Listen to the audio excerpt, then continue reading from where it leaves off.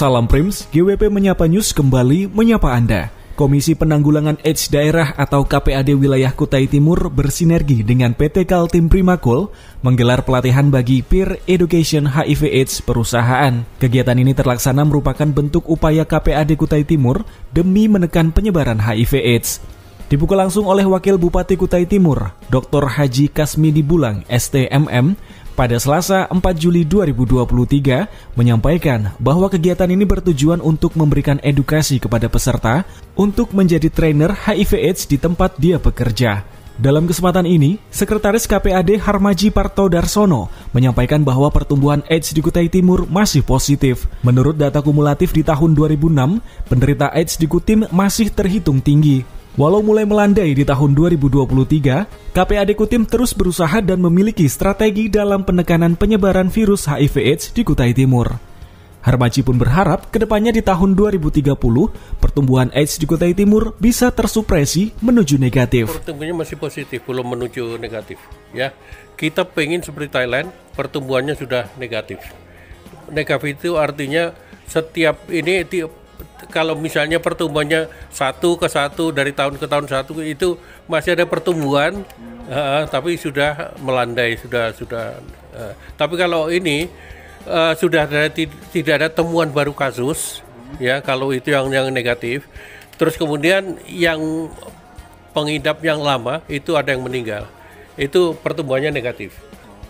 Nah ini kita masih pertumbuhan kita itu masih positif. Sehingga mudah-mudahan kalau dengan tidak ada lagi orang yang kena AIDS, ya kalau tidak AIDS, terus kemudian orang-orang yang HIV itu sudah tidak menulari orang lain lagi, itu maka pertumbuhan yang negatif tadi akan bisa dicapai. Nggak tahu 2030 sekian atau 2040 sekian akan terjadi. Itu kan kumulatif dari tahun 2006. Pasti dari sekian itu ada yang meninggal. Katakanlah 50 meninggal, berarti kira-kira 400-an lah kira-kira yang hidup. Kalau asumsikan yang meninggal 50%. 2006 sampai dengan 2023 itu berapa tahun sudah? Udah lama sekali kan? Nah, jadi kalau sudah sekitar 400-an, mungkin di Kutai Timur sendiri ini yang setiap bulan bisa dinormalkan, orang itu tetap HIV, cuman HIV-nya sudah tidak berdaya di dalam tubuh ya untuk menulari orang lain, namanya tidak terdeteksi lagi, itu maka akan terjadilah itu pertumbuhan makin menurun dan akhirnya negatif. Dimulainya harus dari tidak ada AIDS dulu. Tapi kalau HIV selama pertumbuhannya masih positif, itu masih ada sampai kapanpun. Jadi tahun 2030 pun masih akan lewat, masih ada. Tapi AIDS-nya yang nggak ada. Untuk mencapai ke sana, itu namanya pengobatan harus tetap dilakukan. Ada langkah-langkah yang namanya strategi fast track, ya, strategi percepatan. Sampai tahun 2024 ini 90 artinya 90% dari estimasi itu sudah harus tahu dia positif HIV atau tidak. Kemudian mereka yang sudah tahu dia posisinya HIV, 90% dari itu harus sudah menjalani pengobatan ARV, ya.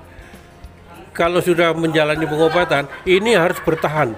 90% harus bertahan, ya. 90% harus bertahan dan akhirnya nanti 90% dari yang bertahan tadi sudah tidak terdeteksi lagi, tersupresi tadi di istilahnya, ya.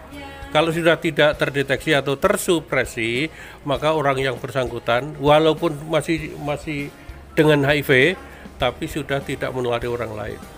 Itu yang kita ingin, dan itu 2030 insya Allah tercapai karena RSUD gigih sekali untuk menjalankan pengobatan itu.